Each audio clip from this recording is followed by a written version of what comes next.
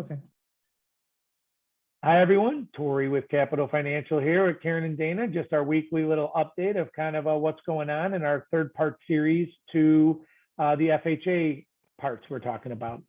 So in general, things to realize that an FHA borrower is really a stronger borrower for a lister. And you really should know how to pitch this because FHA allows for more to happen to the borrower.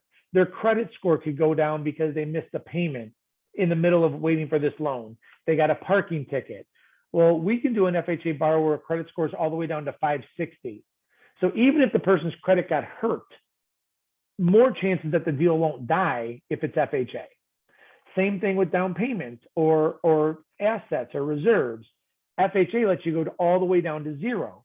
So again, if your borrower spends all of their savings other than the down payment, you still could probably go FHA. So it's the borrower. A seller should accept an FHA borrower because there's less chances that the borrower can screw up and be denied. And not a lot of people know that.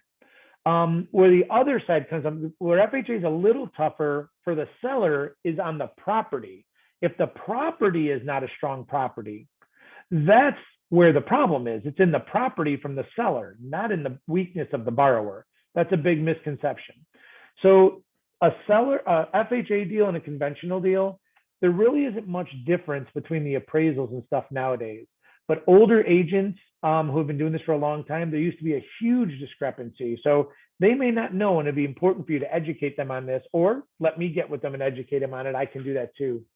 But these aren't the only things, but the general guidelines are FHA, you have to have GFI outlets by all the water. Conventional, you don't. So if you're going to go FHA, maybe the seller's going to have to put in 4 $2 outlets. Why is that bad? If there's like uneven concrete where there's a tripping hazard, that's something FHA is going to call out that conventional may not. If there's chipping paint and that paint has been from any house built 19, I'll get you guys the date, I don't remember it offhand. There could be lead-based paint. But as you see, those are all, what's the word I'm looking for? Those are all safety issues. And those are really the big differences. There could be 1 or 2 more, but there's not a big difference. When something's unsafe, not Fannie or Freddie is going to like it. So when you're placing your offers with your FHA people to a person, they say, I don't want FHA financing. Let's find out why.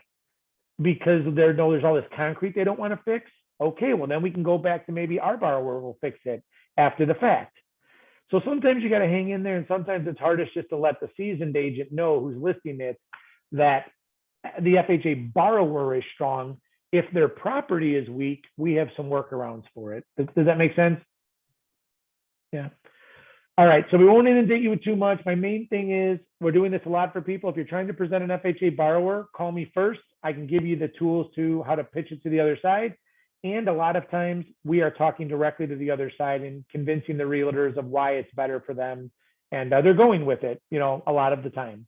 So if you have any questions, give me a call direct or reach out. We're here to help everyone. All right, thanks everyone. Have a really great holiday.